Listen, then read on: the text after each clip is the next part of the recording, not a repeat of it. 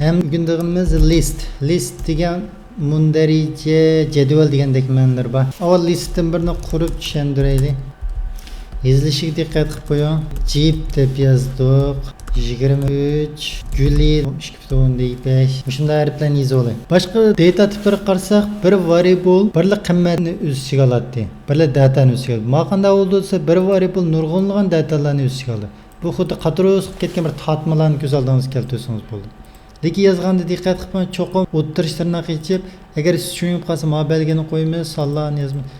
Boshqa tillardagi xuddi C Java'larni o'rgangan bo'lsangiz, xuddi Ar'ga o'xshab ketadi. O'xshamaydi g'ayri nima deb qolsa, mana listda har xil sonlarni, stringlarni, har xil data tiplarini qo'shsangiz bo'ldi. Hozir listni birini qurib oldik.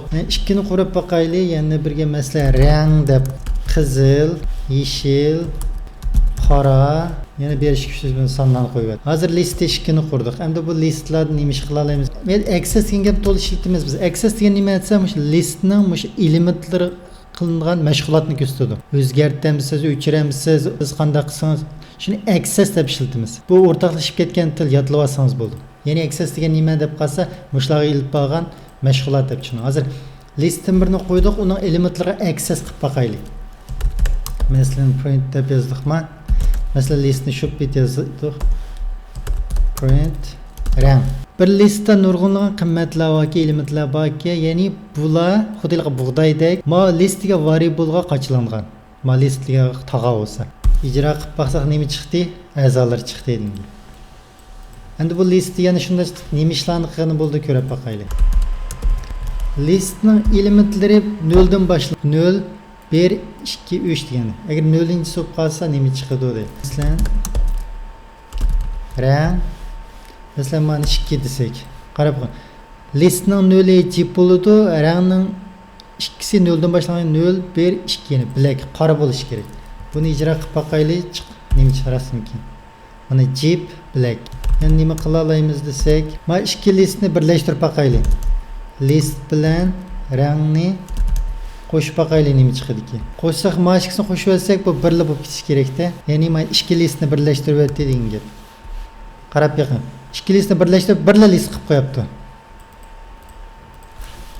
Yana davomliq, yana nima ishlarni qilgani bo'ldiki desak, masalan, mana list deganni 23 dan Guli deganlar chiqarib boqaylik.